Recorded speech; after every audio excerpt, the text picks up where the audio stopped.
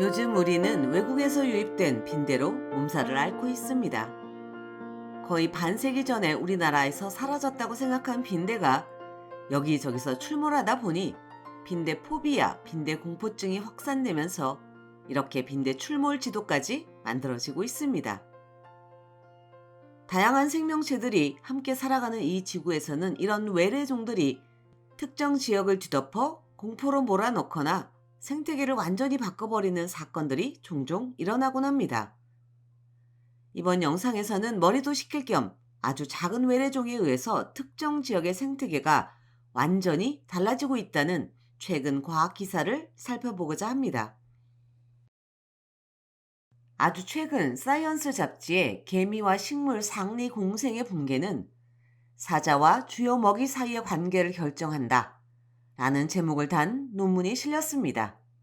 이 긴 제목을 조금 쉽게 풀어보면 개미 때문에 사자의 먹이가 달라진다는 것인데요. 도대체 어떻게 작디 작은 개미 때문에 사자의 먹이가 달라지는 일이 일어나는지 살펴보겠습니다. 지금 보는 사진은 나무 사이에 숨어서 먹잇감을 노리고 있는 사자인데요. 사자는 주로 이런 나무 사이에 숨어서 얼룩말과 같은 초식동물을 사냥합니다. 사자가 몸을 숨기고 있는 이 나무의 이름은 휘파람 가시나무입니다. 아카시 나무의 일종인데요. 조금 확대해보면 가시가 마구 달려있는 것을 볼 수 있습니다. 바람이 불면 이 가시들이 부딪히면서 휘파람 소리가 난다고 해서 붙여진 이름입니다.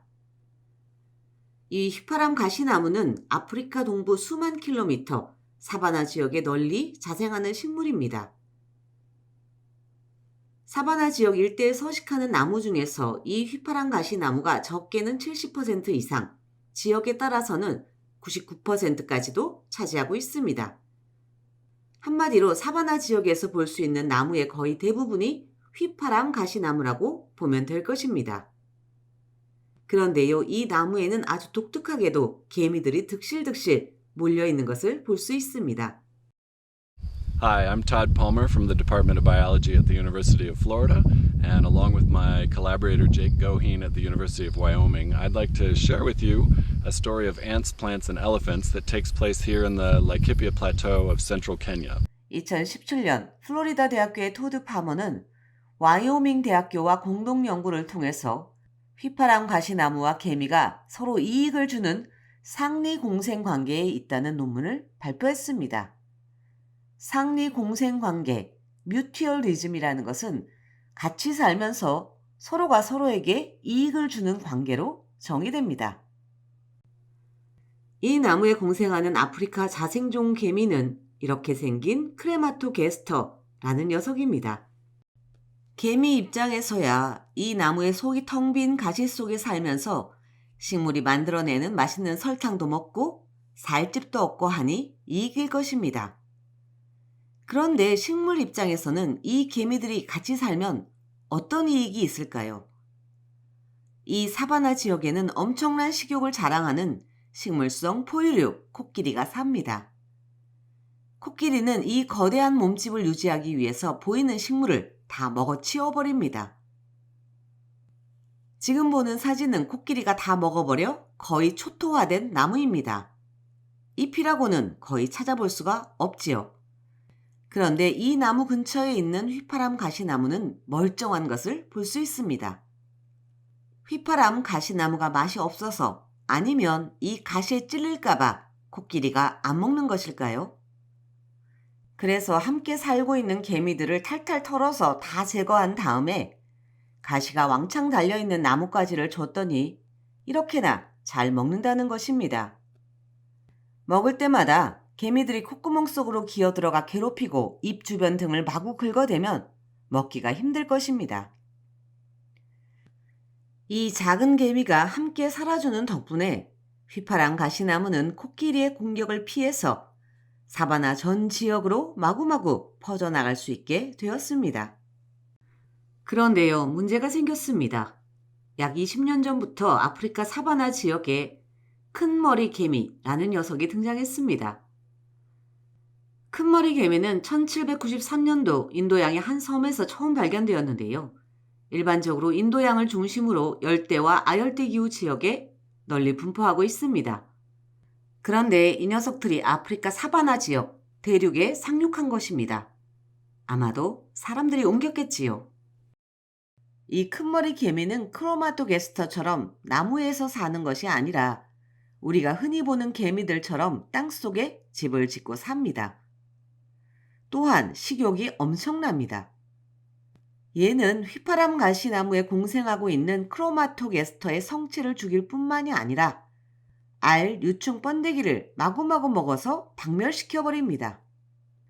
결국 큰머리 개미의 왕성한 식욕으로 인해서 보호자인 크로마토게스터를 잃어버린 휘파람 가시나무는 엄청난 식욕을 자랑하는 초식동물인 코끼리의 완벽한 먹이가 될 것입니다. 실제로 큰머리 개미가 침투하지 않은 지역과 침투한 지역의 풍경을 비교해보면 침투한 지역에 확연히 나무들이 사라진 것을 볼 수 있습니다.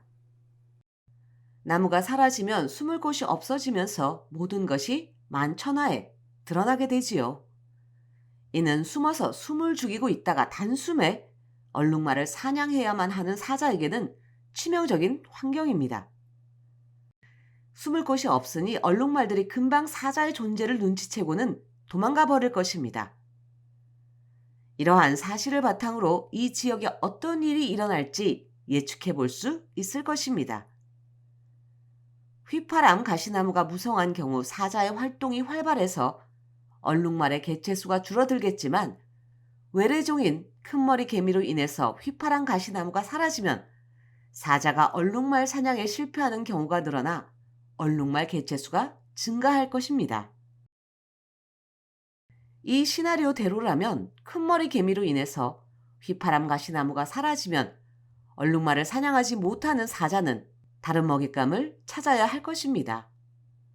이 가상의 시나리오가 정말 현실에서 나타날까요?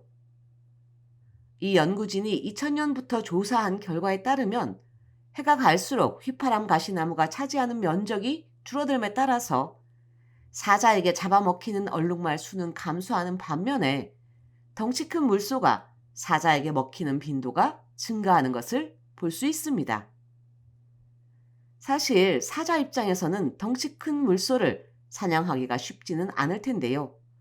먹고 살려다 보니 위험을 감수하고 얼룩말 대신에 물소를 사냥하는 것이겠지요. 이렇게 인도양에서 상륙한 작디 작은 개미 하나가 사바나 전 지역에 확대되면서 생태계를 통째로 바꿔 사자의 식단까지도 바꾸는 것을 볼 수 있습니다. 생태계란 아주 서로 복잡하게 얽혀 있습니다. 서로 연결된 종들이 상호작용하면서 하나가 바뀌면 마치 도미노 같은 연쇄 효과가 일어나는 것을 이 사바나의 사례를 통해서 확인할 수 있습니다. 사실 이 큰머리 개미는 이미 전 세계적으로 골칫거리입니다. 이 종의 분포를 표시한 전 세계 지도를 보면 이미 호주와 중남미 아메리카까지도 다 퍼져 있습니다. 일본에도 상륙한 것을 볼 수 있는데요. 머지않아 우리나라에도 출몰할 가능성이 매우 크다는 것을 알 수 있습니다. 지금까지 불량엄마 과학수다 세상에 이런 일이 편 사자의 먹잇감을 바꾸는 개미이었습니다.